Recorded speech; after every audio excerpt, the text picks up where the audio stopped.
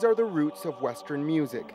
The organ, chants, and choirs give sacred scriptures the harmony that touches people's spirituality. It's no mystery sacred music has yet to go out of fashion, even in today's world. There is a need for reliving the spirit of the past. That's why we bring back Gregorian chants, Polyphony, play the organ, and sing in Latin.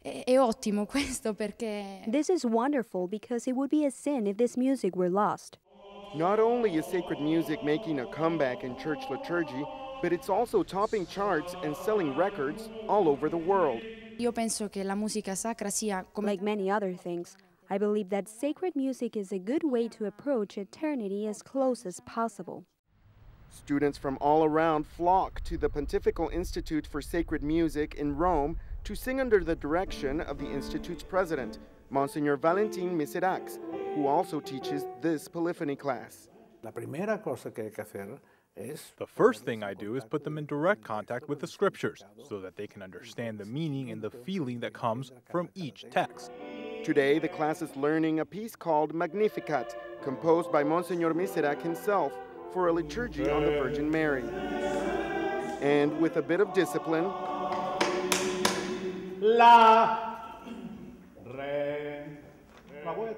the class bursts into perfect harmony. Monsignor Miserachs is... Oh yes, Monsignor Miserachs is very disciplined. In fact, well, you just saw him, right? One little mistake and he explodes. He doesn't tolerate it. It's impossible. If you want to be a musician, you need discipline above all else. They know that I don't say things to bother them or because I cannot control my anger. But sometimes I act up a situation with a bit of humor even that takes into action the effect that I want. Miserachs has been president of the Institute for over 13 years and a musician since he became an organist at 8 years old for his parish in Spain. He says that sacred music would not survive unless the music was actually good. Having composed over 1,000 pieces, he understands that good sacred music requires an important factor.